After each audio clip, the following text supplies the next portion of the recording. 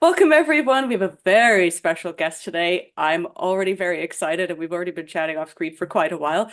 But Jason Kingsley, the king himself, as in your last name, is here. Jason, I'm so excited. Thank you so much for being with us today. We're going to talk about your book. So if you'd please just introduce yourself, and I think the whole world of YouTube knows what you do. But if you could just tell YouTube what you do, please.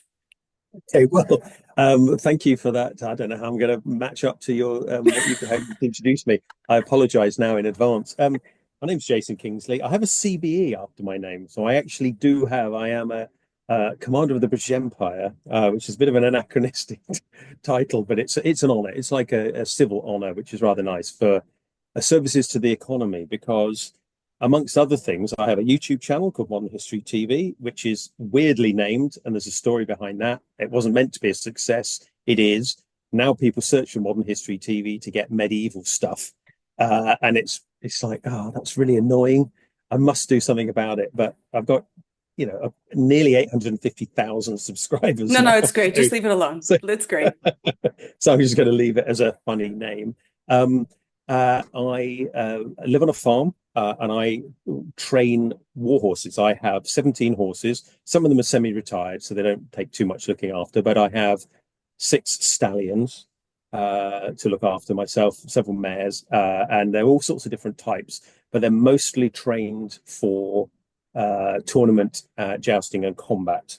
I've never fought in a real war on horseback, but I have fought in real tournaments on horseback, actually trying to hit people really hard with bits of wood and bits of metal. So, as they used to do in the old days, we were not trying to kill each other, although that could have happened and we could have had accidents, but we were doing it properly. It wasn't scripted, proper combat.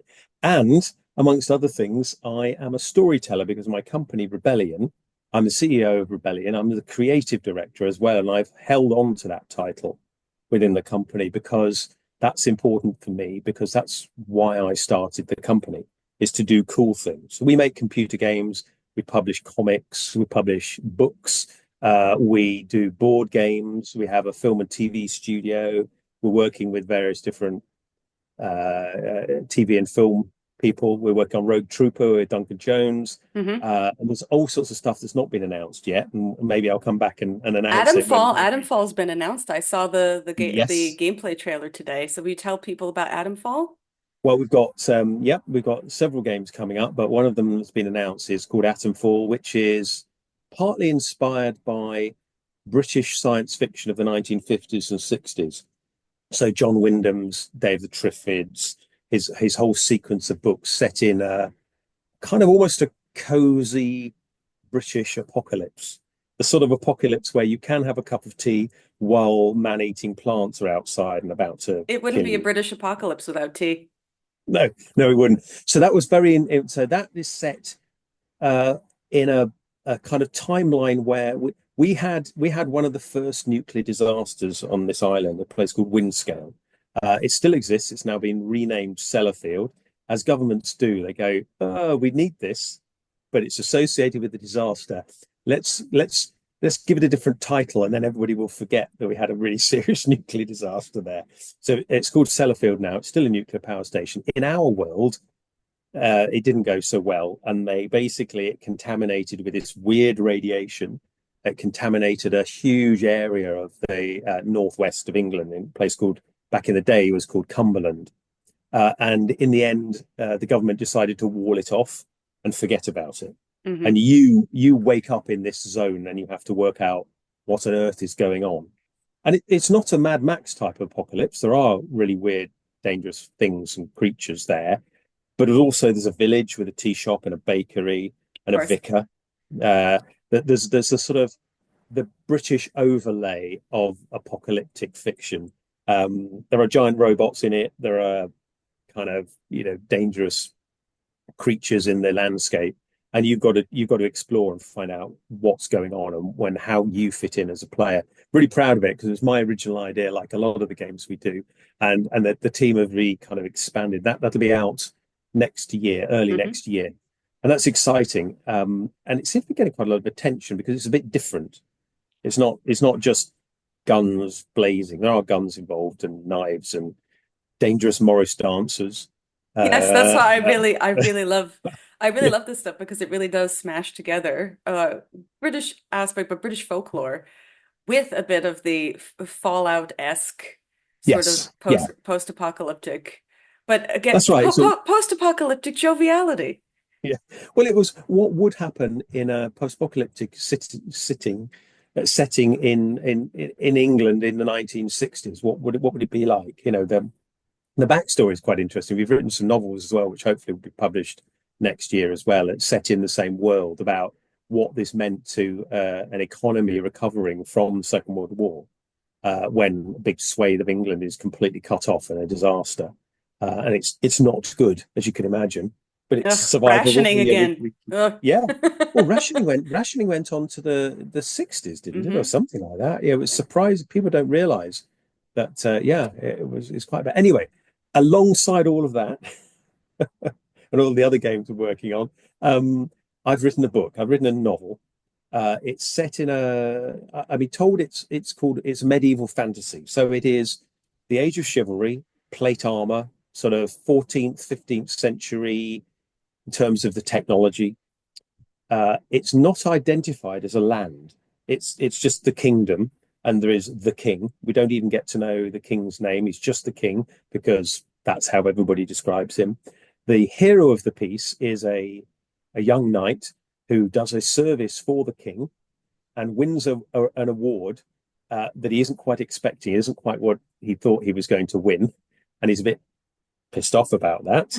But he's told, look, come on, just go and just take it gratefully. So he travels to the borderland and to a new fief that's been more or less abandoned for 25 years, and he has to take over and he has to rebuild. And along the way, he learns about himself. He starts out fairly naive, and then he grows and realizes the world is much more complex than he ever thought. So shall I read the summary, or would you Yes, like yeah, to, please do. Yeah. No, so no, this you read it. I actually don't. I'd have to look it up. I haven't got it immediately to well, hand. this is the you said this was the working summary, so I'll read this. If you decide you don't like it, you can change it later. So, the Lord of Blackthorne summary is a young knight, his head full of his grandfather's tales of chivalry and dragon slaying, single-handedly defeats the rebel Baron Reno of Gorestone. The king rewards his courage with a fief of his own, but he must travel to the distant borderlands to claim it. Maybe it wasn't a gift after all? Amid the harsh and unforgiving border country, a new Lord of Blackthorne struggles to rebuild a life from ruin and forge new alliances. There are bandits in strangely threatening woods, fierce sea tribes beyond the mountains, scant hope of help from the crown and strange powers in play. As he and his people finally come to terms with the new order of things, he receives a cryptic warning. A warlord is gathering outlaws to his banner in the west. So, is this Baron, is this Baron Renaud based off of Renaud de Châtillon? A little bit. It's really hard when Aha. you're yeah, it's really hard when you're writing fiction set in a real world-ish setting. It's not complete fantasy at all. It's got fantastic elements woven in. One of the things is that our knight comes from a social position where you don't talk about the old ways. They're kind of embarrassing. They're not true. It's just not the done thing to talk about them. And the peasants talk about goblins and bogles and Jenny Greenteeth, but that's all nonsense for the lower classes. Of course. Yeah. But maybe it's not. But I think the Green Knight would take issue with you because I mean, of course that story is not necessarily for the lower classes, as most romances weren't. So That's right. But in this world, what I've tried to do is sort of uh, we see the world through this young knight and his painful naivety at the beginning and his sort of belief in the simplicity of chivalry and the chivalric rules. Although he's aware they can be quite complicated. You mhm. know, can you lie to protect somebody else's honor?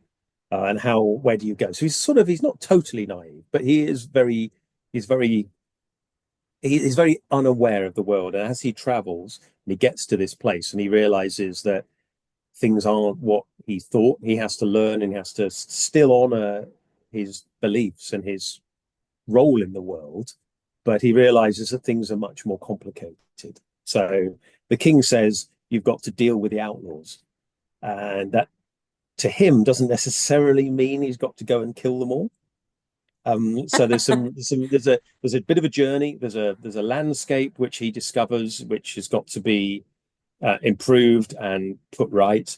He turns up to a place with people that haven't had a lord of the manor for a long Hmm. time. It's miles away from anywhere, so they've not paid taxes because there's nobody to pay taxes to. Uh-oh. There's not much in the way of through traffic because the whole place has been run down, so nobody bothers anymore, Hmm. and they're just getting on with their kind of ordinary lives, sort of hoping nobody notices that they're not paying tax.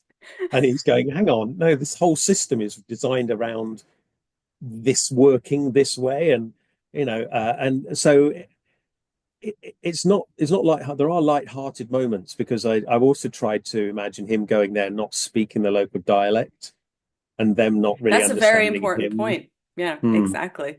Especially, I mean, even though this is a fanciful kingdom, it's very true that kings of that time did not speak the same language as the peasantry in many areas. Hmm. And there were so many different dialects of languages. I mean, we'll talk about Hmm. romances in a second, but there were so many different dialects of languages. Lombardy from Sicilian back in the day. I mean, even nowadays they're very dissimilar, but mutual intelligibility might not have been there. But Yeah. are there really dragons though? Because you put that into your summary, but Well, there are definitely tales of dragons, okay. and his grandfather has a dragon fighting spear, which is blackened by the soot from the fire, he thinks. But his grandfather passes away when he gets uh, sent as a squire to the chap that becomes his mentor. So we see this in flashback, and so he just thinks it's his grandfather's tales of boyhood. But he's a bit suspicious because he grew up with his grandmother, who was a wise woman as well. So and he loved her, but obviously it's all nonsense, isn't it? Well, maybe it's not. Is So it? I'll leave Is it? that I to. don't know. His grandmother could be a village witch. Why not? Witches at the time, I mean, wise women at the time were very highly valued. This isn't, the early modern period where things were a bit more suspicious.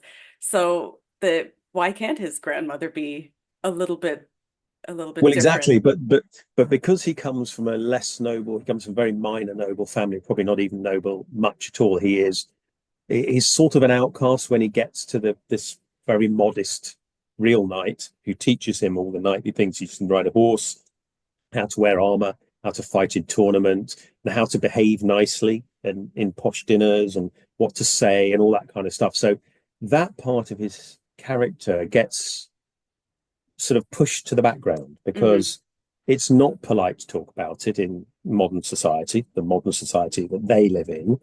The king does keep a wise woman by his side called the crone, who nobody seems to know the name of, and she's always a bit. She seems to be winding up the bishop a lot, and so the crone and the bishop, and our knight is told by his mentor that the king always likes to hedge his bets, which is Hmm. why he's not got rid of the crone. So there's all of that. So uh, I'll leave it to the reader to determine. What we're doing is quite exciting because we're doing a Kickstarter Right. for special editions of the book, so hardbacks and that kind of stuff. So that'll kick off. There's a page open on Kickstarter if you look for Lord Blackthorne. That's open now if you want to register interest, but then it kicks off around the 6th of November, I think, for the I was going to ask for you the the date pledges. because as I am prepared. I am set up. But I was wondering when you're actually going to launch that. So this is going to be published with Rebellion, Yes, even though yes. you're So doing a Kickstarter. yes, well, I've already written it. It's written. It's been proofread. It's been professionally edited, proofread. Just slightly not funny, but it's always slightly awkward when you're the boss, but you want to get your staff to give you proper feedback on something you've done, and you tell them, "Look, I won't." I said to them, "Look, if you don't think it's any good, for goodness' sake, tell me because we won't. The company won't publish it. Yeah. It's got to be commercially good." And I was quite flattered when both David and Beth, who I respect immensely for their literary knowledge, both said to me, "You know what? This is quite a good book." So I was quite It's pleased. surprisingly not bad. Well, But I mean, it was but also don't you write all the scripts for your videos, right? If you yes, write all the yes, I do. scripts for your Yeah, videos, you already yeah. have practice. Well, It won't I be that improvise bad. that as well. I usually write notes and sort of interesting points and things like that. But yeah, so I was quite pleased then. As I say, it's all ready to go. It will be published by Rebellion, uh, probably in the new year, spring, early summertime. These things take a long time. You've got to publish it, you've got to print it, ship it out, and all that kind of stuff. So I think those versions will come out around that time. And but the Kickstarter ones should happen faster. So I'm hoping to get that, and certainly the ebook should come out really fast. I'm having a discussion with people saying, look, if they've committed to buy the hardback, they should get the ebook as Yes, soon as possible, yes, so I they can read agree. it and then get the collectible physical copy. You know, the whatever it is, cloth bound or whatever the edges. Cloth map, Where Jason. yeah, we're going to do cloth. Yes, We're going to definitely do cloth. We're looking at yes. it at the moment. What's reasonable? We did faux leather before, and I'm thinking cloth bound. You know those old books that have the sort of stamp on the cloth Of binding? course, yeah, Yeah, absolutely. I've always loved that with the sort of gold or green or whatever it might be. So we're toying with that idea. We've just got to get the costs for it and everything. But Great, take my money. it'll yeah, it'll be nice. It'll be nice. And it's a lot bigger. The book's 144,000 plus 144,000 words, which makes That's it it? Oh. quite a big book. I will Yeah, be that's about 400 pages or so. Yeah. yeah, about 400 pages. So it's a chunky book. Um, the trouble is when you write something, you discover characters. There's a couple of Yes. characters in it that I really want to do more with because they leapt off the page completely unintentionally. Well, as you will notice, it does say book one, Yes. as I was going to point out later. It says book one. So, but Jason, this is your first fiction book. So, from author to author, congratulations. I'm sorry. Because now, as I tell all my writing students, if you can do anything else, do something else. If you Mhm. can't, congratulations, you're a writer and now you're cursed. Because as you have just said, once you start writing fiction, it's a disease. You just can't stop doing it.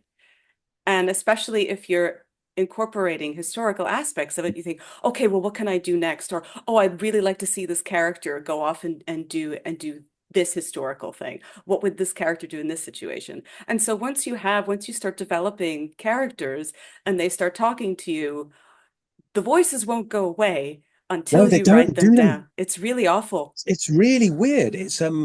I mean, I've written factual books and I've written children's books and things, but this is the first one where I it's bizarre to say it. I almost feel like I'm not writing. Sort of I'm always listening to what they say Yeah, it's and dictation. That's what you're copying it doing. down. Hmm. Yeah. And it's so bizarre. And it's like, oh, I can't I can't follow your tale because this book will be 1,000 pages long if I do that. And that's why I've said I'm writing more because there's so much I want to explore. And I've partly deliberately left uh, the story's a closed story. It's got a beginning, a middle, and an end, Hmm. and it's completely satisfying there. But there are parts where I want to know what happens there and what happens to this thing. And I've left a few pieces deliberately vague or deliberately unexplored. Because I didn't have the space to explore them, and I think it kind of got in the way of the flow of the story I wanted to tell. But um, yeah, there's all sorts of yeah. I don't really want to spoil it for anybody who's going to read it, but this is new to me. I don't know how much to give away and how little to give away. So That's I want to sort entirely of your leave it choice. cryptic. Entirely your Yeah, choice. If you want to tell us the whole story, we're going to read it anyway. It's fine. but I want it to be there's some moments that I'm very proud of, which is probably a hideously egotistical thing to say, but I No, think you as did a the work. You're allowed to be proud of it. yeah, I think there are moments where you just go, I really like. And then there are the opposite bits where you go, this just isn't working at all. I'm useless. I'm a dreadful writer. What was I thinking? Oh, I'm welcome, going to Jason. Oh, it's yeah. so heartwarming. Welcome. And 15 you think, years. I can't And spell anymore and I don't know the words. yep, you get to that And point. it's a very bizarre experience. Most of my life has evolved, my business life has revolved around being kind of in a leadership position and sort of telling other people that I think you should do this and nudging people and going, yeah, that's great. I really like it. But can I just challenge you to think about it this way? I was talking about one of our games that's not announced yet, and I was looking at the landscape and I was going, do you know what, guys? I think this is a bit boring. And they were Is all it looking at is me it and is it going, a medieval game? Is it a no, this one isn't. No, this one isn't. No. But I was going, it's good, but it's a bit bland. I want you guys to turn this up to 11 because it's just good and it's not great. And they're sort of looking at me and going, come on, you know what I mean. And they're going, yeah, we do. Yeah. It's like, come on, push it out, push the boat out. Let's go too far before we come back again. And I think leadership is a bit like that. It's about challenging people and building building on their skills to give you the best you possibly can do. And as a writer, You're your unfortunately, own you're the worst one. critic Yeah, because you're saying yes, that to yourself now. You're yes, going, yes, exactly. I should push this farther. And then suddenly the book is 400 pages and it's not even halfway done. And you're going, my editor is going to kill me. I know. Well, the team when I handed it in, they went, "This is somewhat bigger than we were expecting." That's I a went, very kind comment of "Yeah, going, we're going to exactly. cut this in two. Yes. Yes, yeah." And then what was it? One of the production people who kind of does page counts and Hmm. knows how much it costs. Obviously, a bigger book costs more money to print. Oh, yes. A hardcover Um, 400 pager of a hardcover is going to be $60 in the shops for sure. Yeah, yeah. Yeah. So, and he suddenly realized, oh no, I made a boo-boo here. But and you know what? I don't care because it's a story I wanted to tell. Yes, And that's the and right and attitude. I don't yeah, care. and I am in a totally special position in that. Guess what?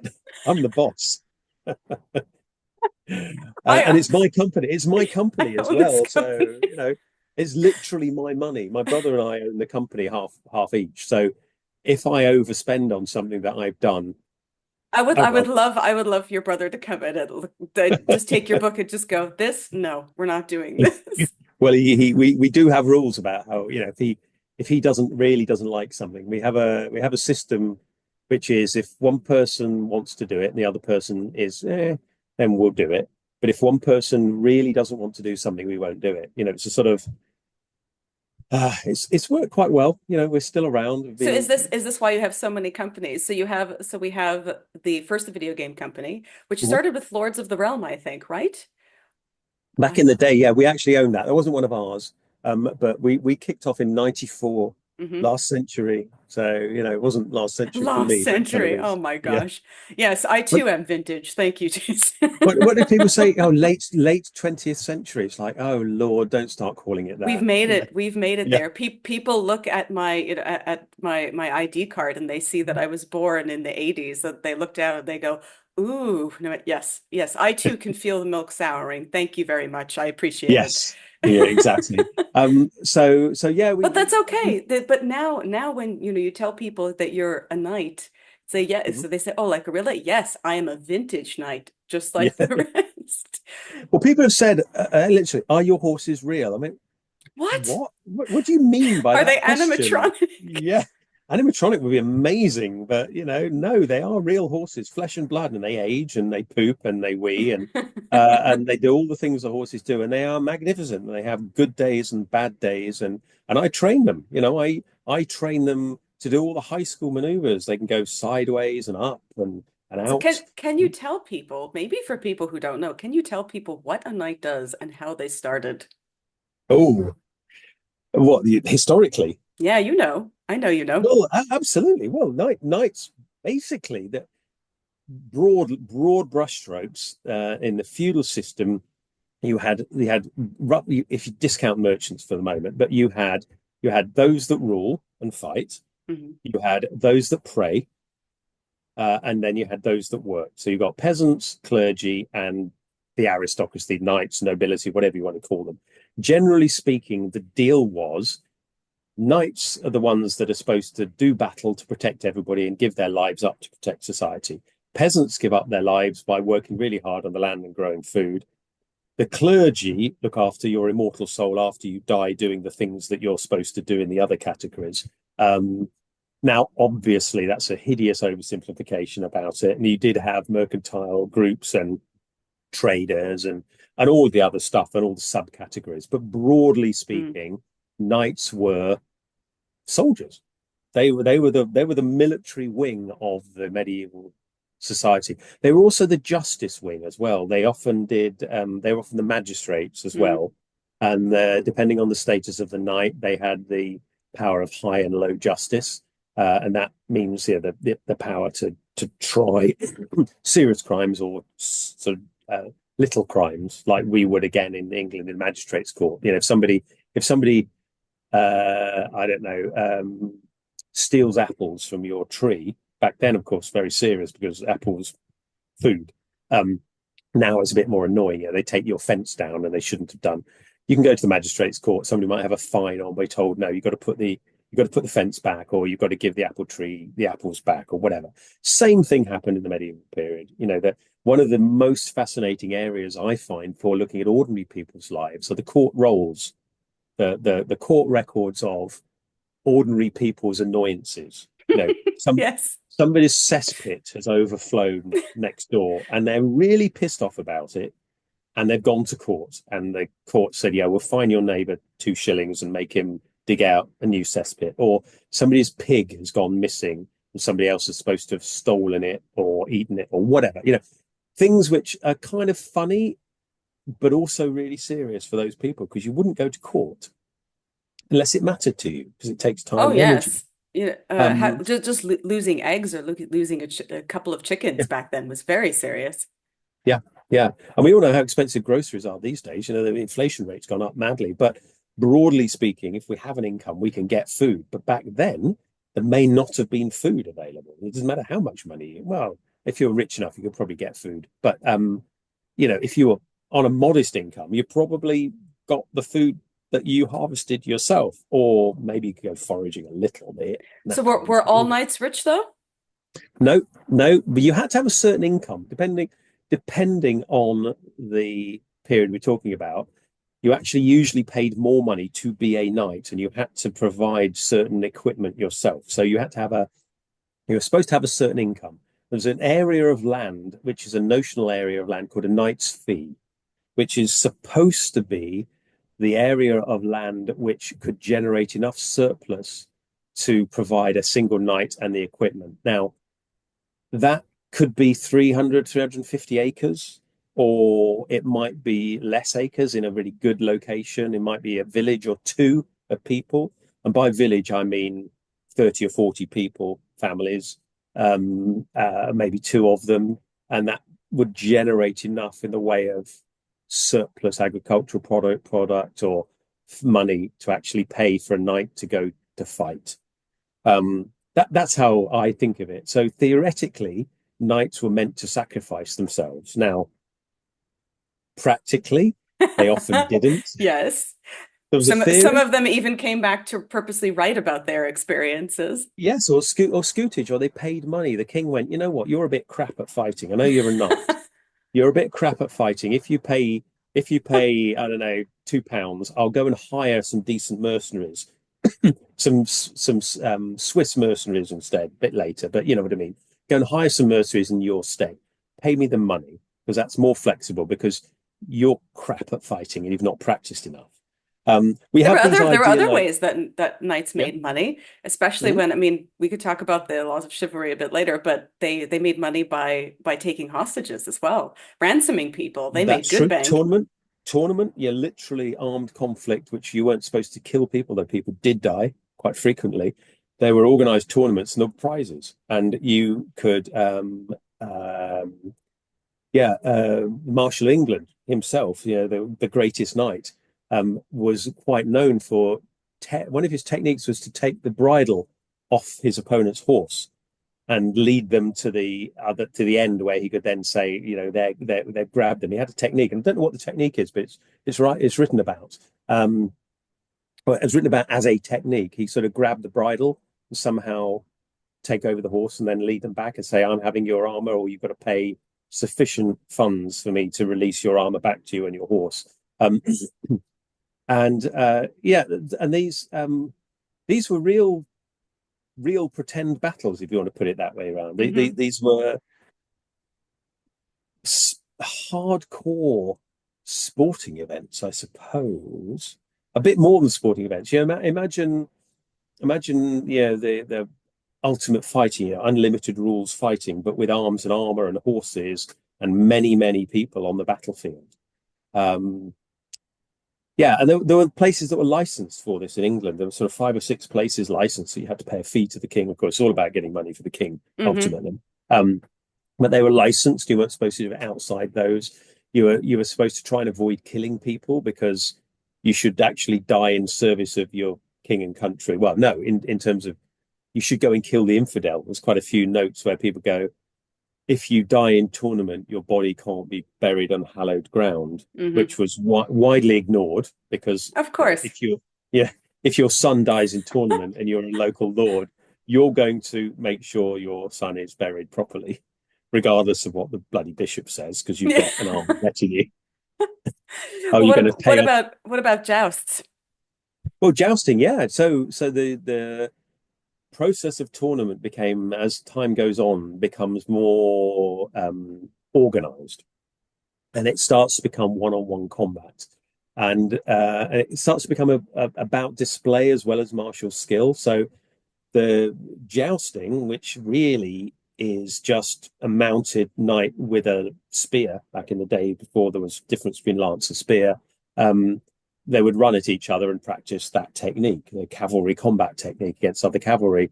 Incredibly dangerous, doing that in mid-mail. I presume they used blunted spears, I would think, unless they were doing it to really kill each other, which seems a bit unlikely most of the time. I'm sure they did it, had arguments. It then becomes a bit more about display, conspicuous consumption, and showing off your chivalric prowess and your ability, to a certain extent, your ability to withstand a strike. Okay. Because jousting was scored, we think, by breaking a lance on the other person. And so it would be incredibly unchivalric not to present yourself as a target to the other person. And as a jouster, I find it quite difficult not to just sit there and be hit because I'm focusing on me hitting the other person. Um, but some people do flinch. I've competed against people that just can't help but sort of try and dodge the incoming lance, which is unchivalric even today. It's really annoying when you're trying to do a display joust if the bugger twists away from you. Um, uh, but so it's a demonstration of the ability to withstand that kind of hit. Because if you've never jousted, it's really weird. It's a very weird psychological combat sport. There's not much you can do by way of defensive maneuver. You're running with a tilt rail, which is a much later invention, stop horses colliding face to face. But with the tilt rail, you're not going to collide with the other person. You're going to go past them, but a close distance. And when you hit them or they hit you, you are usually tilted back slightly. Hmm. But you don't know immediately sometimes whether you've hit them or they've hit you or you've both hit each other. And it's only when you sit back up again and slow down and come to the end that you look up and see the fact that your lance is shivered, that you realize you've struck. But you're not quite sure where you've struck either, because you can be right on to the targe, the small shield that Hmm. covers the left hand side, the heart, basically, which is a big target. Typically, the targets, the way we've done it, the targets are the head, which we usually avoid in modern jousting for the obvious danger of eye hits. So we usually avoid doing that deliberately, although it does happen. The targe, the shield, the body. So you might miss to the right and hit somebody outside the shield, or the arms. Anything below the waist is a foul hit. Hitting the saddle steel is a foul. Obviously, hitting a horse should lead to elimination. Hmm. Because horses should be sacrosanct when it comes to jousting today, and perhaps not so back then. But Did they I think really aim for each other's horses back then? Is there they did record in of it? war. They absolutely did in In war, war. Yeah, yes. Yeah. yeah. There's a Pietramonte in his memoirs as a mercenary and a jouster, 15th century. Really interesting thing. He says if you're involved in a joust or a tournament, check the rules beforehand whether the horse is a target. And I'm paraphrasing now because I read it a few years ago, but he says something along the lines of, because if you kill somebody's horse and they weren't expecting it, there will be significant consequences for you after the tournament, which is intriguing. Intriguingly mysterious way of saying it. I don't know whether he means you'll be attacked and beaten up or killed, but So does your Baron practice any of these things? there's no specific jousting. Jousting's mentioned and in a retrospective, but there's no jousting as such. There are no tournaments or jousting in this book. It's more about traveling to the frontier, working out what to do, and then realizing there's an awful lot more to do than you thought. So Uh, is he part of I mean I notice on his barding he has, mm, I don't know if this was intentional by the artist, but I noticed that he does have St. George's cross on the barding. So is he part of the order? Is there an order that he's part of, or is he part of no, some kind of knight? that's not mentioned. No, he's not a particularly he's not a well connected knight at all. Um, and it's one of the reasons he thinks why the king goes, okay, right, off you go So to the is borders. he sending them to a elapsed fiefdom as a punishment then? Well, we don't know. We don't Uh know. It's part of the discussion. He realizes it might not have been the gift he thought it was. And there might be reasons for that, but he's not sure. So I'll explore that in the next two books a little bit next more. to Yeah, well, I'm going to write it. I've got plans for a trilogy. it's going to be five Not books, Jason. It's going to be a trilogy of five books. I know this. That'd be rather I nice. I have been there myself, and the lies we tell ourselves are very elaborate, but eventually you just surrender to it. So, I just find it's fascinating. I'm really looking forward to the reaction of people from reading it. I've sent out early reader copies to a handful of friends who I appreciate their honest feedback, which is going to be a bit disappointing because I've already written it and it's already edited. So if they hate it, don't know what I'm going to too do. bad. I don't think they will. You I know, always and you tell can, people whenever I have to give my books out, for art copies or editors, I always say, I hope you like it. If not, don't tell anyone. yeah, yeah, keep it quiet. I think people will like it. I've tried to the action it charges along. I think quite fast as well. So Yeah, pacing is very important. Yes. yeah, I want to make a commercial book that people can enjoy, but also that maybe has some layers to it as well. So it's hard to deliberately put layers in. Yeah, an Um, easy read with historical value. Yes. yes, exactly. And I've messed around with historical, not historical facts, but they reference a holy book, Hmm. but they don't call it the Bible. They call it the Great Book. It's funny. In And it, my book, they call it the good book. That's kind of funny. yeah, yeah, That's funny. and because I didn't want it to necessarily be the Christian Bible. I Hmm. wanted it to be like the Christian Bible enough that it could be or couldn't be. And there's a couple of characters mentioned. So, for example, Christmas Hmm. is Crispin's tide, Okay. not Christmas. Uh-huh. And Crispinian was obviously related to Agincourt period, and Yes. so it was a genuine real world medieval celebration. But I thought if I say Christmas again, it's sort of anchoring it to our world very clearly, and I want it to be slightly ambiguous as to where this is set and whether it's our world. Yeah, yeah, it's been a challenge. It's been a Good challenge, old but historiographic metafiction. I mean, it could be. It could be alternate universe. It could be something like that. There's nothing wrong with that. But it hmm, still takes place in the, I guess what we would call the age of chivalry. correct. The age of chivalry, and it's in the border marches. It's in the borders were a real thing. The marcher lords paid different rates of tax because of they were expected to have more battle. They were exempt from certain obligations to fight in other wars because they needed the soldiers there. So the fact that borders did exist, particularly with Wales and Scotland, but they were a genuine thing. So that's parallel. One of the things I've tried to bring in is some of the horse control as well, because not a lot of people know how to make a horse go sideways, for example. Hmm.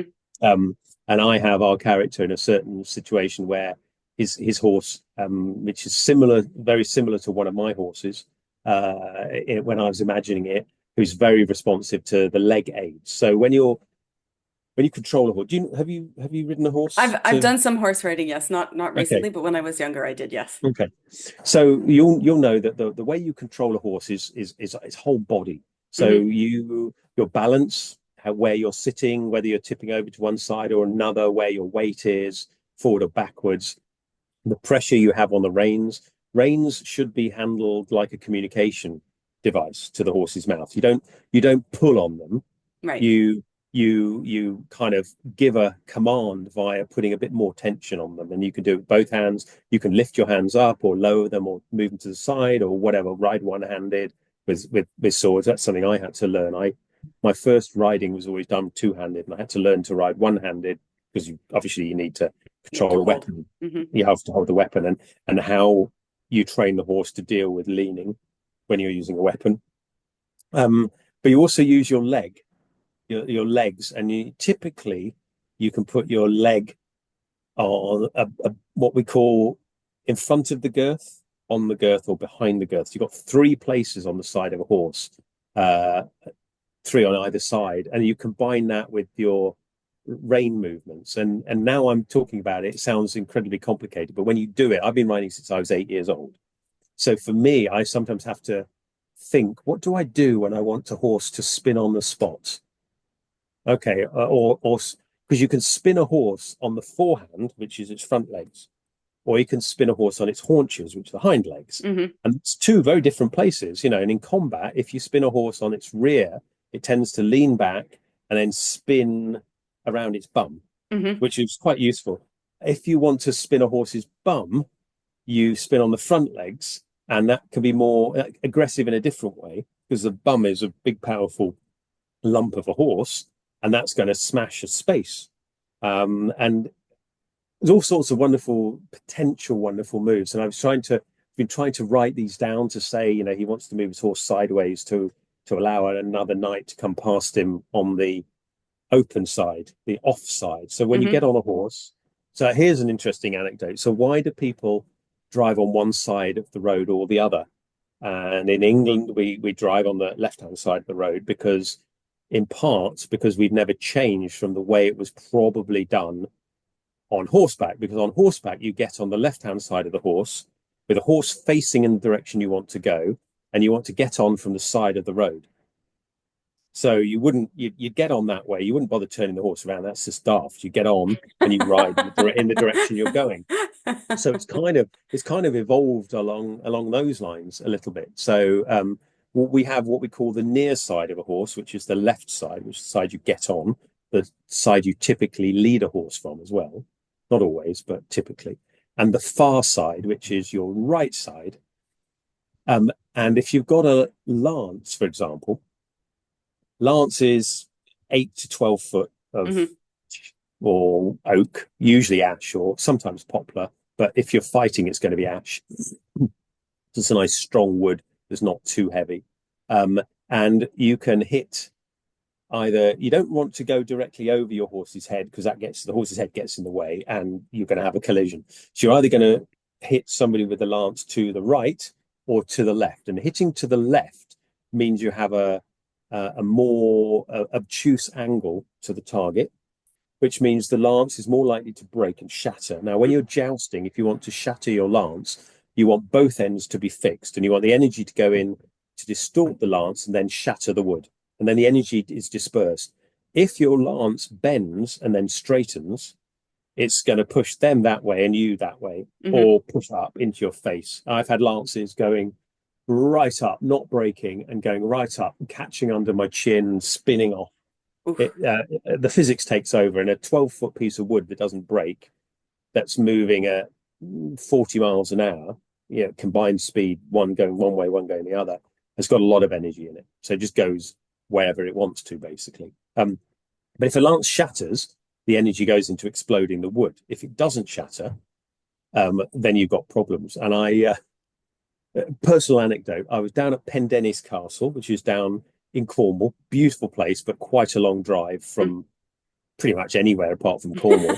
Um, right on the sea coast, lots of sea mist.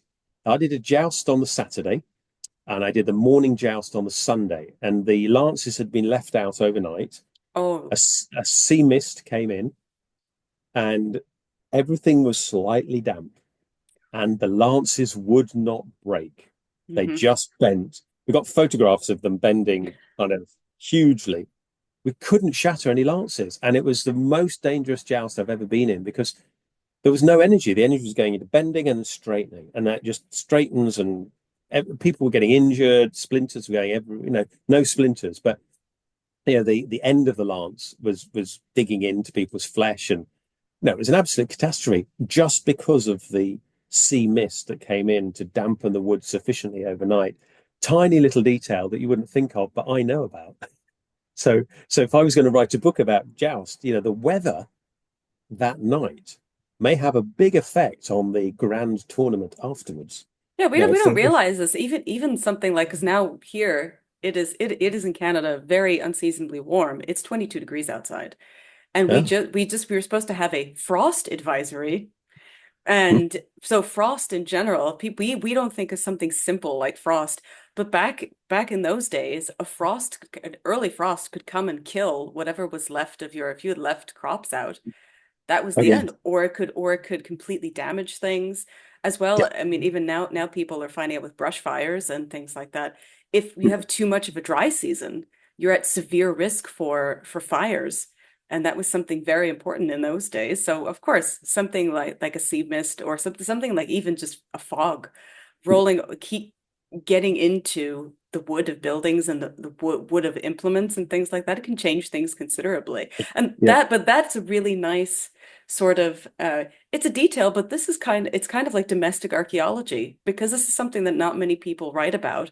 But if you can live that experience and write about it, that in a way has a lot adds a lot of value to historical aspects of things. Especially I think people so. Yeah, especially people who write about like the age of chivalry. I mean, obviously, I don't know what tenets your baron keeps to because chivalry, depending on the time, the place, whether or not they're religious, changes dramatically. So what yeah. do you consider, especially for your baron, what do you consider to be chivalry? And as we were just talking about, obviously, chivalry is cheval comes from the word horse. Yeah, well, it's interesting because the word knight in English comes from Knecht. knecht, Yeah, exactly. knecht, Which is a servant. Yeah. which is a servant or a lad. When I was talking to somebody about this, the term lad came up, which in contemporary English you can go out drinking with the lads, Yes, and it means and lads your don't have a male colleague. gender. Well, Yeah, or if you're in or Ireland, not. there are also women. Yeah, Yeah, no everybody. lads is anybody. Yeah. You talk about the guys, and you talk about men and women inclusively as well. And the lads here particularly typically means male, but it's sort of drinking buddies. Hmm. And so the trouble with words like knicht is what did they mean by it? And it's become something else. I mean, samurai, I believe, means servant as well. So there's this concept of being a servant that goes with it. But cheval, French horse, Yes. a chivalry comes from that, and so you've got the knight and chivalry, and I think knights predate horse soldiers to a certain extent, So and they if you want to become horse say soldiers. that knights are really let's say like post Frankish, post Merovingian Carolingian warriors, then yes, yeah, exactly. Hmm. So it's really interesting. I one of my first book, my business book, I did leading the rebellion. It's just here, which is sort of a um, thank you, which was a sort of a gallop through how chivalry can map itself to business, which was a silly idea I had, and it actually became quite difficult sometimes because some of it just doesn't map at all, but some of it does. So things like honesty, how being honest. That doesn't mean, well, what does it mean? And the thing with chivalry, the rules of chivalry can be interpreted widely and or ignored. by people throughout Oh, the history. knights But ignored them all the time. Absolutely. yes, There were yeah, knights who wrote about how much they loved the violence and mm, without there being any sort of religion aspect to yeah, it, there were yeah, also knights who just decided mercy was a big thing. But again, mhm, if you had mercy on your opponent, which you are supposed to do, then you could ransom them for cash. And if nobody wanted to pay that ransom, well then, yeah. you were Then the spent. mercy no longer applies, and then Right. and yeah, looking after the innocent. What do you mean by innocent? And what yeah, some of the earliest rules were sorted out with the church said don't attack churches, and then yes, obviously fairly fairly obvious why they would have that rule. When you're having fights, remember church land is sacrosanct. Okay, so those are the first rules of chivalry. Or don't fight on Sundays because people are supposed to go to church and they pay the tithes on a Sunday as well. So you But it's okay for knights to go out on Sunday as long as they go to mass first.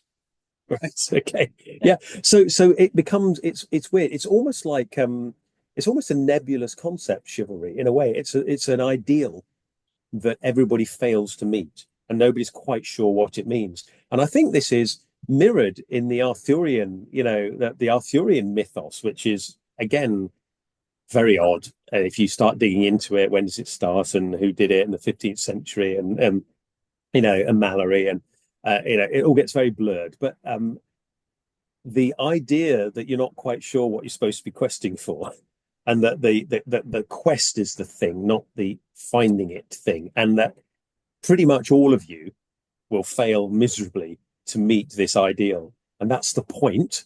The point is you're a feeble human being and you've got to strive to be better. Hmm. And it's multifaceted and really interesting as a philosophy. Um, and really hard. How it ties in courtly love and the troubadour sort of the idea of unrequited. Lancelot, okay, he did do a thing with Guinevere, but he wasn't supposed to, and he succumbed to his, Well, arguably when it fail. comes to Chrétien de Troyes, because he invented Lancelot, really. Mm, right. And but the romances, we were going to talk about romances in a minute, but romances in general, obviously, well, romance like les romans, which is where the French aspect of the word is still maintained today, whereas a roman is just a novel or a story. And the only reason they were called romances is because they were writing in their language and not in Latin. That's pretty much it. Okay. But whenever they made a new character like Lancelot, then suddenly somebody else would take it up and go, "Oh, but what about his backstory?" So Lancelot had other loves. He had random children. He was also the son of fairies. So it doesn't, that they made up whatever. It didn't matter, but that tradition kept on throughout. But it's the same thing when you ask, what is a medieval romance? So do you consider this story to be a medieval romance? I think it follows in that tradition. Yes. It follows in the tradition because I try not to explain everything in detail. I want people's imagination to be triggered because I like stories that have places for me to explore in my mind. Lord of the Rings, classic book. I absolutely love it. So much is missing from that massive book that is exciting. Is it? I don't know. The To Silmarillion is exists. Well, yeah, you get credit. You get credit for trying to read the Silmarillion. I mean, yeah. So it's so dense. I bounced off the Silmarillion so many times. It was sad, but I have. Sad to admit I it. won't tell anyone. Um, yeah, thank you. It's our secret, just us and everybody else Yes. listening. Um, but any really good book takes you on a journey in your mind and helps you explore a new landscape. And I think the story needs to be satisfying, but also leave space for your imagination to fill in areas. And talking about the days before copyright, when fan fiction was in fact all fiction. When people, that's a great character, I'll write about that character and add something else to it, and nobody cared because there wasn't canon in the same way. And Yeah. canon, that the whole kind of rule of this is the strict story is a fairly modern invention in many ways. It's sort of, I own the story, you're not allowed to do anything with it. But back then the stories were sort of, well, were they public sort of Well, they ownership were in a way? many people, especially in courts, did read them and did recite them. They did share them, and so that therefore people would say, "Oh, but what about this character? I want to know about this character," and then they would write about that character. And Mm, there was so many. They threw in so many fanciful elements. I mean, it follows along the tradition of like the lays, the Breton lays, which were very very short. But then the medieval romances. There were also medieval epics like Hereward the Wake, which this kind of reminds me a little bit of that, where you read his story, the Gesta Herewardii, and you think, is this history? Is this fiction? There's a little bit of magic here, but not much. How much am I supposed to believe? And then again, and then they just built on that. So everything is just building upon this sort of lay tradition. And then, like I said, there's medieval epics, and then medieval romances. And within those romances, I mean, everybody was writing about that. France obviously had their own, and then Germany had their own. There were so many different medieval romances that they just kept building on it, and it became this whole, nobody really cared whether or not anybody, as you said, was following canon. Didn't exist then. You could make up a character and then there was nobody around to say, I don't want Lancelot to have an affair with Guinevere. Everybody went, ooh, salacious. Very good. There's even reports of people saying, oh no, like they're getting too sexy. We can't put the romance in there. And then you have reports from Eastern people who were reading this in Eastern Europe going, ooh, yes, more sexy, please. They had different ideas about what should be in these mm. romances. And there was And it, really no wrong answer. yeah, and it changed over time. And the literally wasn't the law of copyright. The law of copyright came in after the printing press was invented, Mhm. because suddenly you went from having a few thousand books being able to be made per year in England, let's say, to hundreds of thousands, if not millions of books being able to be produced in a year. And suddenly the accessibility became huge. The price of books collapsed. Not collapsed, but made it available. So if you were of modest means, you could have a library. And by a library, I mean 4 or 5 books. Was a big library. Were people very proud of their library of 5 books, which is wonderful. I've got books I bought and not read. I'm sure other people have the same. Oh, we all are. We all have those records of sins, my I son. know it's awful. It's so It's sad. so bad. One day I must do something about it, but I probably never will. We always Um, say that, and then we go, "Ooh, a new book." yeah, a new shiny thing.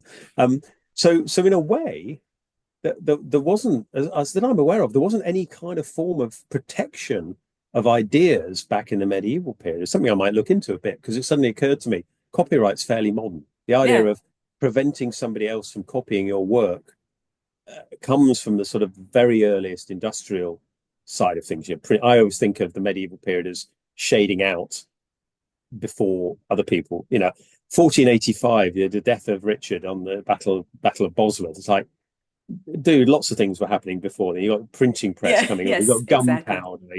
You've got urbanization came in the sort of 13th, well, 12th, 13th century, much more so.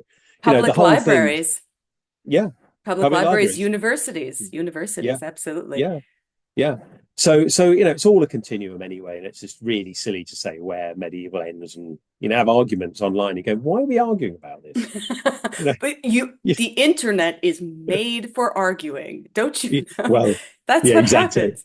Yeah. We lost the Greek forum, and so we came to the internet to What argue. did somebody say? It's the biggest, because it's now the biggest village. The world is a village. All the village idiots suddenly represent a significant portion of the population, whereas before it was that one bloke that you'd all grown up with, or Yeah, woman. that's Jimmy. We all Yeah, know yeah. Jimmy. We all Yeah. know he's fine. He's sweet. Just He's slightly leave him kicked be. in the head. He's fine. Yeah, But exactly. to your point about copyright, also that I mean their attitudes are very different because one, it was reading these things and writing these things was a form of entertainment that they might not have people might not have been able to have any other kind of entertainment. So we have things like plays and lays and romances that were read out to the general population. Many of them were written to be read in court or to sort of bolster, at least at the beginning, bolster a courtly experience for people either who were there or who couldn't be there. And also for people who think of the amount of people who could read and write back then. It was vastly different. You could argue that many people don't read and write nowadays. However, it was a little bit of a different aspect. Be able to write your name or to read some things are very different from being able to read or write for pleasure. Yes, You or an know, audience, yeah. people can be functionally literate, but not comfortable with reading. There are plenty. I know people that just don't read because I secretly think they're not very good at it, and it's not easy to drift. I think people that are readers, I don't. I'm not even aware I'm reading. In fact, the magic of a book can be broken if I suddenly think I'm reading. Yes. I just sort of flow into the page, Yes, you have and to hallucinate off the page. You just yeah, sniff the words in and the yeah. imagination. Yeah, and when you're tired, you realize you've read the whole page and you can't remember a damn thing of what you've Yes. just read. Yeah, and you think, right now it's time to switch the lights off and go to sleep. But the back then, audiobooks were the Yes. way that most of the people joke about audiobooks today. It's like, oh, you should read. It's like, no, actually, Audiobooks are oh, reading. I don't care who yeah, says it's audiobooks is reading. That's how it is. This is how most novels, most books, most stories were originally written to be read aloud and to be shared with people in a room. There are some people I know yeah, who you read something like Jane Austen, they go, "Why is this written this way?" I thought, well, it was meant to be read. Yes, you could read it to yourself, but you were often reading to somebody else. Maybe in a family, only one person or two people were able to read. Either you had to read to somebody else or teach them to read, but it's an oration, right? You have to have that there is a performance aspect to it. So when you're reading something, you think, "Oh, this is a bit rubbish. The prose is terrible. Why did they write it this way?" It's probably because you're supposed to be giving somebody information. It's a way of communication. yeah. You've got to read your book out loud. I've been challenged. Can I? It's such a long book, but Hmm. I've been challenged. Can you do the audiobook now? And it's like, yeah, I probably should, and I would like to, but can I do it justice? I hope so, but we'll see. Yeah, I've got to find the time to read the book out. I think it might involve 22 me. hours for Is it? Is that how long it takes? for around a 400-page book is about 22 to 24 hours. Again, depending on So, how fast you read, depending on whether or not you're going to do character voices. It's yeah, a whole science, and that's why there are people who are narrators, and I am not one of those people. I might try it, but yeah, that's probably about a week's worth of reading, A lot, isn't it? it's give yourself a good 3 weeks, yeah. 3 weeks to do it, Lord. Okay. To do retakes, audio takes Hmm. sometimes if the audio is not correct. You have to do remixes as well. Hmm. If you're gonna do voices for your characters, you have to make sure that you have to highlight everybody's place, and you have to make notes to make sure that you do all the voices correctly. Now I'm worried. I'll probably try it and see. I like challenges, and that's the other nightly thing, isn't it? The idea of challenge, Yes. the idea of pushing yourself. This is what I wrote in the other book, the Leading the Rebellion. Is I think we all should set ourselves quests, just small quests. It doesn't have to be find the Holy Grail or anything, or Well, don't worry, the because the Holy Secret of Grail's not Atlantis. real. No one's gonna find it. Well, exactly. But the quest can be just to get fitter, or the quest can be to learn a new sport, or learn a new skill, or read that Silmarillion. At last. You don't have to Um, understand it, just get to the end. and so I think there's elements of chivalry can reflect on all of us in our modern society. And somebody said to me they read the book and then they decided to try and shape their week with a series of micro quests. So basically, their commute was right. My first quest, I have to get ready for combat. So they get the clothes on and go out the door, catch the bus, and then they must find an elixir of an awake elixir. So they, The they they go great and get a bean coffee. juice. Exactly. They go and get themselves a coffee to wake up, and they said it was really fun for a week. They were doing these sort of ridiculous quests, and it added a pageantry to their day. I don't think they kept it going because I think it was quite exhausting. But I think that's a um, very healthy way of looking at things, especially, mm, during COVID when we were all stuck inside for much of the day. mm, Then going out and doing something felt yeah. like a quest because you were really going on a journey. Well, While yeah. walking, 2 hours to a far grocery store just so you Well, could get some air. well, I Absolutely. don't know what the rules were and where you were, but here you weren't It's really quite supposed to strict leave. here. Yeah, they were quite strict here as well. You weren't supposed to leave the house apart from one exercise session a day or something like that. But But how of course, long that exercise session could be, nobody knows. they're all a bit vague, weren't they? Um, I think the general principle is try and stay away from people as much as possible. Um, but I had the horses to exercise and I had the farm to run as well. So I remember the first time the lockdown happened, it was all a bit, oh, this is a bit weird, like out of fiction. This is just so strange as happening. I think we got used to it quite quickly, but it was very odd. Hmm. And everybody had to move over to doing video conferences for work and all that kind of stuff. But I still had to exercise the horses. I still had to muck them out because they need it. And I wasn't sure what the guidance was for that. I mean, I need to exercise them. I need to ride around my farm, which is how I exercise them. Am I allowed to do that? Because it seems a bit sort of great. I can just go out and Well, ride all my horses. So think of, I mean, technically, you were the king of your own fiefdom at yeah, that yeah. point. I was on my own land anyway. But I looked it up. I took some advice and I thought I better just be careful. I'm a bit of a public figure, so I don't want to be seen to do the wrong thing. I need you to check. The National Farmers Union very clear. They said, no, you've got to maintain horses. You've got to do all the things you would normally do. So if you normally exercise them, you obviously can't go to events because there won't be any events. But you must do the same thing. So just keep going. So it's like I had the absolute majesty of being able to go out as often as I wanted because I've got many horses to ride through my landscape and feel quite guilty that other people were stuck indoors. But then on the other hand, I can get snowed in and there's mud now starting and the winter's, kicking off and I'm miles away from the nearest whatever it might be that I need if I need help. So there's swings and roundabouts. But So but I remember that was did you start this book during COVID? no, I didn't. I started the thinking about it. I thought I really want to get round to writing a book. I started to sketch broad brushstroke ideas. So no, I wouldn't say I started it. I had many false starts. And it probably took me a couple of years to write the first one. So, and usually because I've got quite a busy day job, I normally write between 6 and 8 in the morning. So I get Oh up and my make, goodness. Oh my yeah, good. I'm the opposite. My God. I, Oh God. Yeah, my magic time is from afternoon onward. But mm, oh, I can't possibly think of being like clear-headed at 6 in the morning. I get up, make a cup of tea, and then sit down with my laptop and start exploring landscape. Do you get up And do you get up even earlier in order to do things about the farm then? no, I get up at 6, have a cup of tea, and then I do the farm things from sort of 8. Bare minimum with the horses is an hour in the morning, an hour in the evening. Hmm. So before I jumped on this, I'd normally do the horses about 8 in the evening, for about an hour. Means cleaning them out, feeding them, checking water, checking the horses in the fields are okay. They need to be checked twice a day. And this is a routine, farm routine that animals need. They like certain things, but I did it earlier today to come on this. And yeah, it's just got to be done. And it's the weird thing is it's almost so automatic for me now that I will come in and take my Wellington boots off and go, I actually done it because I'm thinking of other things. Have I gone outside and done the horses? Yeah. Yeah, I have actually. Yeah. Well, will they start to complain? Well, if you Oh haven't yeah, been out there, oh yeah. So then you'll know. they're very vocal.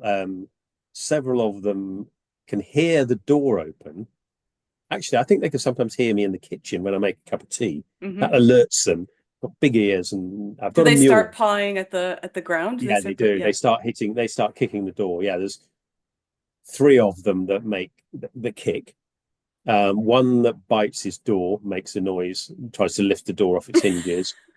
Several that just make winning, wickering sounds and that kind of stuff. Uh-huh. And horses have a language. I know what they're saying more or less. So I'm hungry. what is the Baron's horse's name then? He's called Phantom. He's Hmm. called Phantom, and he's a Cremello. He's a Cremello stallion that's gifted to our protagonist by his mentor right at the very beginning. Um, and he's fairly new as well. He's been in tournaments and stuff, but he's fairly new to this. And there's also a mule that comes along for the ride as well. And I have a mule, and I wanted to challenge myself with a creature that was different to horses. I had horses in my life since I was 8, and they're incredibly familiar. They're always individuals and everything. And unusually, I handle stallions. Most people don't handle stallions, but I've got several of them, and some are homebred. And I train and break horses in myself, or gentle them. I prefer the term gentling them to get them used to saddles, and train them in all the maneuvers they do. The mule, who still doesn't have a name, he's called on my YouTube channel the Mule with No Name, because when I first did a video with him, he didn't have a name. And he still hasn't told me his name. Some creatures tell you their name straight away, Yes. and he has not. But he's become a friend. I ride him a lot. He has enormous ears, and he can hear so well. And he is a right character. He's brilliant. He's proper character. Um, and in this, I've channeled the Mule with No Name into the story as well. And Does the Baron have to break in Phantom, or he's just gifted him and that's it? our main character, the Baron, is the baddie, Oh, the Baron's and Betty. our Okay. at the beginning, and our main character has Phantom gifted to him, along with he takes his armor, and he takes the mule with him as his baggage, and then he rides to his destiny. And I'm obviously channeling horses I know and sort of describing them. In the subsequent books, I'm going to involve some of my other horses uh, in it as well. So Well, Phantom is obviously Ghost. yes, correct. Yes. Yeah, Phantom So, is Ghost. The Mule is the Mule, and all the various are the characters. Now, somebody said, "Oh, is the young knight you?" I mean, not really, but parts, I suppose. You could argue, and it's not a self-insert because people talk about what that, and it's like, aspects did you put in? What aspects of yourself? well, I guess the certain willful naivety, belief that the world is a better place than it probably deserves to be thought of, and a kind of a personal drive to do better for himself and others around, a slight over trust in people to do the right thing. I think that's bitten me a few times in my life, where I've hoped somebody is more decent than they turn out to be. Not very often, but I sometimes. don't think those are negative characteristics. I think, No, especially if you keep doing that, I think that's actually to your credit because oftentimes people just get jaded and they don't if they lose trust in someone, they start losing trust in everything. So I think your hope for good is a virtue. yeah, and I think that's a chivalric virtue as well. Hope in the future. Hope is a thing. I suppose hope is a gift we give ourselves. We honor us as well, but if you just spend your life assuming it's going to be terrible, and thinking I've just got to, grind my way through to the end, and that strikes me as quite pessimistic. And I believe in optimism. I think you should strive and try. You will probably fail quite a bit, but failure teaches us things that are different than success as well. Success can be very difficult too sometimes, but failure teaches you things as well. Partly it teaches you to get back up again. And there's that expression, you get back on the horse if you fall off it. And that's literally true, because otherwise you get scared. I've fallen off horses many times when I was younger in particular. But recently, I've fallen off horses when training them. When you're first backing a horse, when you're first getting on it, understandably, the horse sometimes doesn't Hmm. agree with the principle of you being on its back. Sometimes it's fine. So Talos, for example, one of my half Shire stallions, huge horse, absolutely enormous. But I backed him myself, and I thought you're never sure with stallions whether they're going to take to it. But he's such a lovely character. He was fine. He just went, yeah, sure, okay. And I was thinking, oh, that's very unspectacular. But I'm quite glad it's not spectacular, because he's about 900 kilos of stallion. He's huge. How many hands? He's 18.3. So Yep. he's big. He's for those that don't know, horses typically measured about on the withers, which is just above their front legs. So not the height of their head, but the height of the sort of fixed point just in front Here. of the saddle. Yeah. Yeah, yeah. And so 18.3 makes him just under 6 foot, I think, there. So when I stand next to him on flat ground, I can't see over him. That's So yeah. that's big. And then you sit on that and you realize that your head is probably 6, 7, 8, 9, 8.5 Eight and feet a half off the feet. Yeah. ground. Yeah, something like that. And you suddenly realize that's the view of a mounted knight, mounted warrior, you see above the heads of everybody else, and everybody has to look up at you as well. But you So have when to we do, stab downward. you have to stab downwards or get out of the way, let the archers shoot them. You know, to make them stand still and then get the archers to shoot them. Um, but it's one of the things that I wonder whether that whole social hierarchy came from the physical structure of looking up and looking down at people. You know, if you're on Probably. a horse, you look down on people and they look up at you, and And therefore you're castles, superior or to them. any kind Yeah, of, I mean, even Mont and Bailey, any kind of fortress is mm, always higher, right? To give yourself that yeah, vantage point. So yeah, yes, you are looking down on people yeah, always. yeah. You kind of have no, we don't think of it now. Well, I mean, yes, we have the concept of penthouses, right?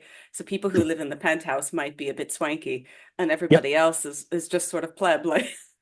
Yeah, and thrones tend to be above, and the courts have steps, and a judge will sit physically higher than Yeah. everybody else in the room. So you start to look at it and you go, actually, we do, we genuinely do have people higher up. Stages, even stages are higher up. I mean, physically, so that you can see. But And they're often tilted um, as well. So if you've ever stood on a production stage, sometimes they'll be tilted this way. So this way you can always, mm, it's usually about a 0.5-degree tilt. So you can always see the character's feet. So you're never, so if you're sitting in the back, so t stages are tilted this way, audiences are tilted this way. So this right. way, everybody, I mean, unless you're very small like me, everybody can always see at least from the ankles up. And Ah, and so this way, when the audience is tilted that way and the stage is tilted this way, no matter where the actors are, you can always see most of their body. that's wonderful. That's wonderful. I'm getting hoarse in the throat. Yes. from chatting. Was there any last sort of bits and bobs we should talk about? We That's we had we had one fan question somebody wanted to ask you. So Mark from ArchaeoSoup asks, what do you wish people knew more about the Middle Ages? that people were just people. Yeah, they're the same as us. They had the same hopes and dreams. They wanted to be safe and peaceful, be with people they cared about, and have enough food. And they weren't different. They just had different technology. And I try to bring that through all the time. Yeah, we see them in a different light because forms of entertainment sort of stylize it, and everything's muddy, and Vikings wear eyeliner and have undercuts and are dressed like bikers. Oh, No, they don't. no, No, they no, they definitely didn't. weren't. That's not how they were at all. But it's still fun. It's fantasy. It's fun.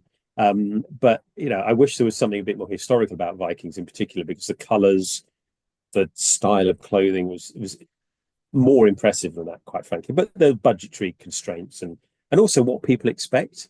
I mean, we could talk about that a little bit, but what often happens is productions get greenlit very late on. There's no time to do any historical research, and they just got all the people have worked on this Viking thing, worked Hmm. on that Game of Thrones thing, worked on that Lord of the Rings thing, and so stuff gets moved from one show to the other, and everybody Everything goes ends that up worked. looking brown and the Yeah, same. exactly. Brown. And one of the things we do know, I mean, if you look at ancient Rome, it was almost certainly brightly and garishly painted. It wasn't classical marble. Oh yeah, The people marble was forget in, that the many of the statues they were painted. yeah, they were Yeah. painted in naturalistic colors, or arguably quite garish colors. And some of the ones that were naked would have had pubic hair painted on them, and eyeballs. And they were the marble was an underpinning that was then painted.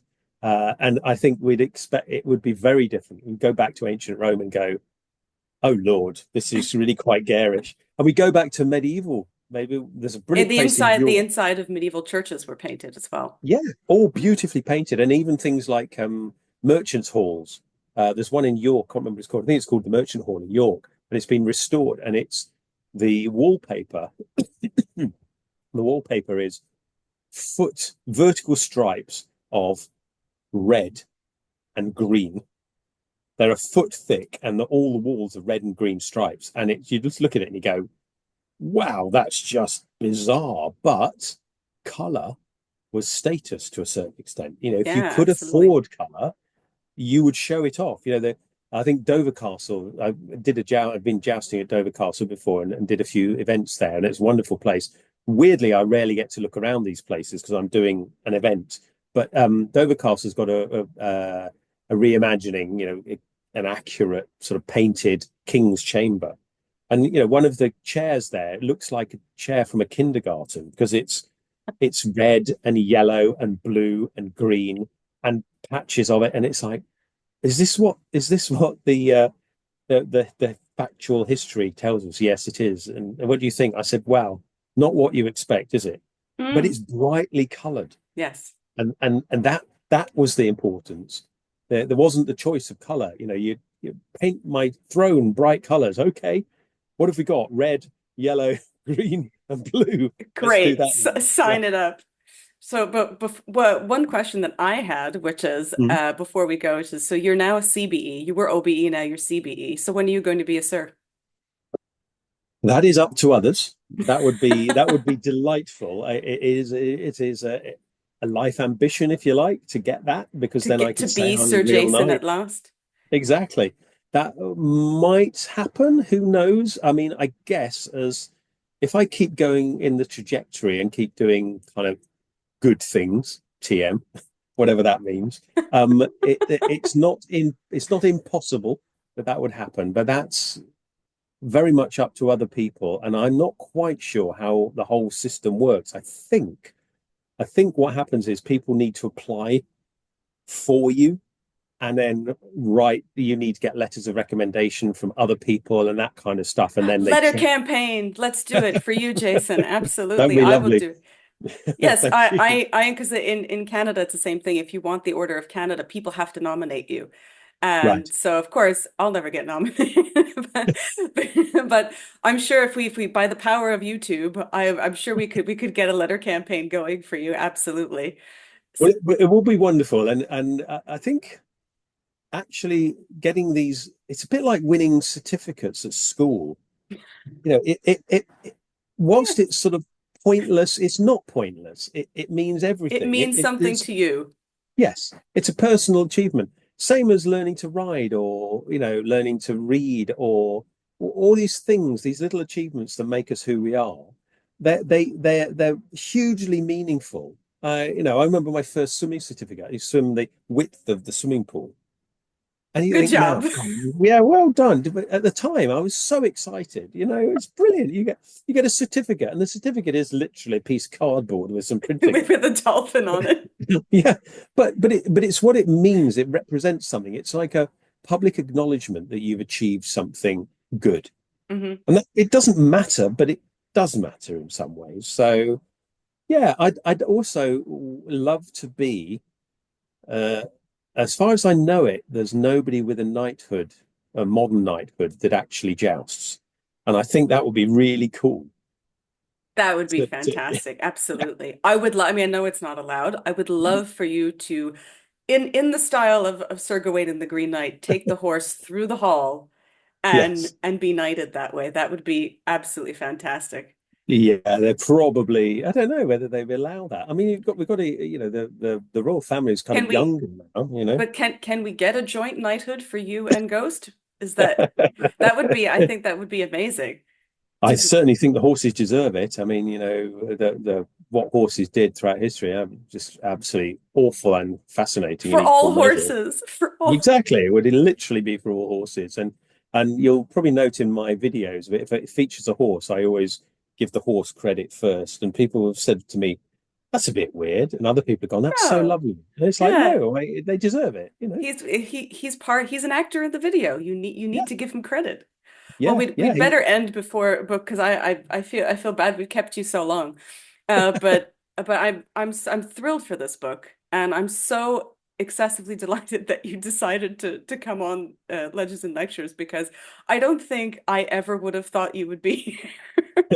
As somebody It's a, who's been watching your channel for years, I just think this is the coolest thing. This is so well, amazing. it's really kind. Well, it's kind of you to invite me on. I think going back to the rules of chivalry, I think one of the things that's important we all do, no matter what the level of success we have, is to maintain a level of humility.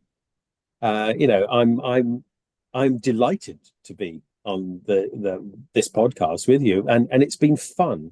And after all, that's what we're all here for, isn't it? Trying to do interesting things, and maybe a little bit of wisdom will rub off on, if there was any wisdom in what we said, Maybe a I'm little bit rubbing of it on my wisdom will rub desk off somewhere. of other people, you know. I have no wisdom to share with you except that congratulations. I'm sorry that you're now a fiction author. Welcome to the club. I mean, to be fair, everybody will go. I will put the information for your Kickstarter because you said it's starting first week of November. So I'll Yeah. put the information for the Kickstarter in the show notes so people can go and click on that. I'm already clicked. You click. Oh, Go and thank click. you. And if you haven't read Leading the Rebellion, I do have the digital copy because it's unfortunately very difficult to get in Canada. But Leading the Rebellion is very, very lovely. Oh, by the way, so Jason Kingsley, tech CEO, you'll have Yeah. to put your OBE there. But pop culture entrepreneur, no Oxford comma. Very interesting choice, sir. Yeah, I know. We could do a whole other podcast on the Oxford Comma. I'm a huge. I missed that, so we can do. We'll do a thing on the Oxford Comma next time. You're anytime you want to talk about language, I'm always here for you.